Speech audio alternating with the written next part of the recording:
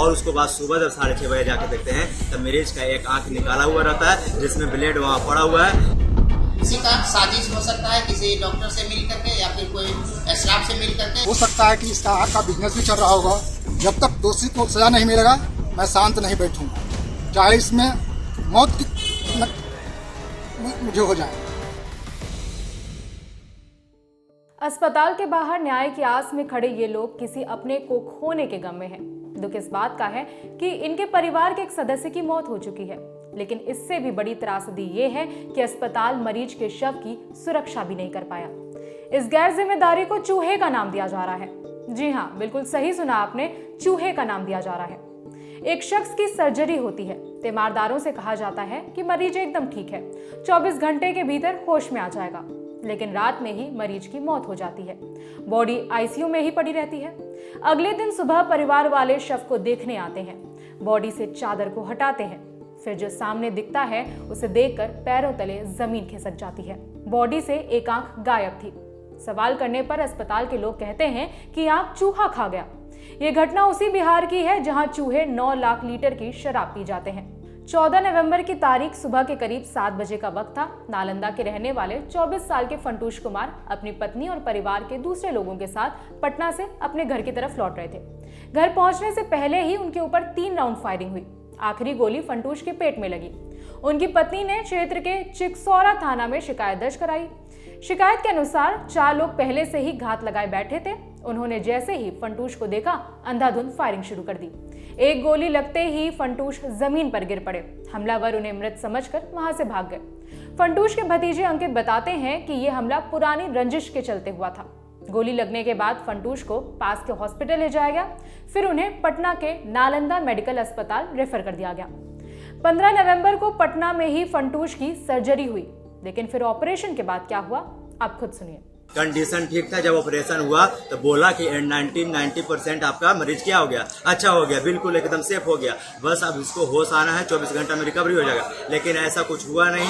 और 24 घंटे की जगह जब सुबह टाइमिंग हुई तो क्या हुआ कि जो मरीज थे मेरे अंकल जो फंटूश कुमार मेरे चाचा हुए, उनका और तबियत बिगड़ना स्टार्ट हो गया। बीपी एक बैग का कम हो गया। नहीं, रात में क्या हुआ? रात में कितने बजे तक थे आप लोग? रात में 12 बजे तक हम लोग देखे, ठीक है ना, ठीक थे उस समय हम लोग देखे तो उस समय ठीक थे। 12 बजे के बाद सब हम लोग जो हटे, उसको बाद जब गए सुबह 2 बजे, उसको बाद गए, कोई लगता है शायद बोल रहे थे 2 बजे गए, और उसको बाद सुबह जब 6:30 बजे जाके देखते हैं तब मरीज का एक आंख निकाला हुआ रहता है जिसमें ब्लेड वहाँ पड़ा हुआ है। अभी भी हमारा वीडियो है और सब वहाँ पड़ा हुआ है। फंटूश के परिवार वालों ने बताया कि रात तक बॉडी बिल्कुल सही सलामत थी, लेकिन अगले दिन सुबह बॉडी से बाईं आंख गायब थी और बगल में एक चाकू भी पड़ा हुआ था।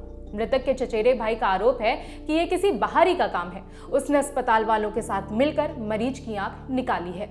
हमको उम्मीद है कि हो सकता है आतंकवादी किस्म का जो आदमी है उसका पहुंच बहुत आगे तक है, उसी का साजिश हो सकता है, किसी डॉक्टर से मिल करके या फिर कोई स्टाफ से मिल करके यह जो घटना का जो है अंजाम दिया है, ताकि इसका केस जो है वो फॉल्स हो जाए कि एक आंख अपना शिनाख्त में होगा कि एक आंख इसका नहीं है। फंटूश के एक रिश्तेदार विजेंद्र प्रसाद का कहना है कि हो सकता है कि अस्पताल आंख का व्यापार कर रहा हो। यहाँ का जो कंट्रोलर है हम उन्हीं को कहेंगे। हो सकता है कि इसका आग का बिजनेस भी चल रहा होगा। हम उचित कार्रवाई चाहते हैं और जो भी दोषी हो उसको पूर्ण सजा मिले।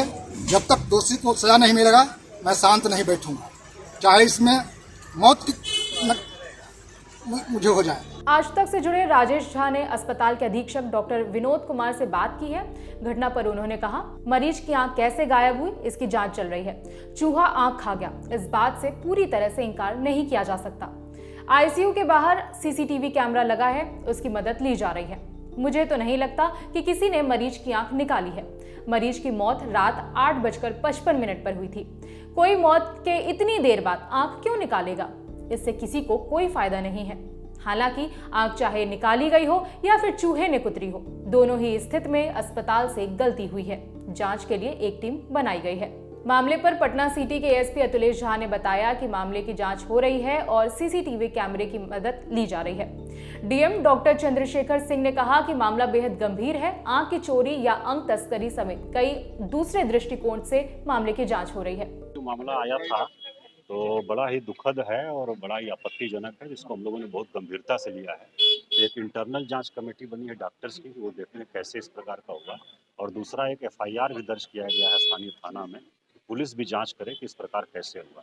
तो दोनों संभावना लोग बता रहे हैं कि नहीं चूहे के द्वारा ऐसा हो गया या कोई धारा चोरी हो गई, अंग तस्करी और चोरी हो गई। ये दोनों गंभीर मामले हैं, और क्योंकि एक लापरवाही का मामला बनेगा और दूसरा है कि अगर अंग तस्करी का मामला और गंभीर है, इसको देखते हुए हम लोगों ने अपना इंटरनल भी जांच का और प्लस पुलिस से भी जांच कराने का अनुरोध किया है, FIR दर्ज कराया है। पोस्टमार्टम के बाद फंटूश का अंतिम संस्कार कर दिया गया है, लेकिन अभी पोस्टमार्टम रिपोर्ट का इंतजार है, जिसके बाद ही ये साफ होगा कि मरीज की आंख निकाली है या फिर चूहे ने डैमेज की है। दोनों ही केस में ये घटना अस्पताल और प्रशासन के ऊपर एक सवाल है। मौत के बाद ICU में एक मृतक के शरीर को डैमेज कर दिया जाता है और अस्पताल में किसी को इसकी भनक भी नहीं लगती। ये प्रशासनिक गैर जिम्मेदारी के साथ साथ नैतिकता का भी खोखलापन है। इस खबर में इतना ही। मेरा नाम है विभावरी। देखते रहिए दी ललन टॉप। शुक्रिया।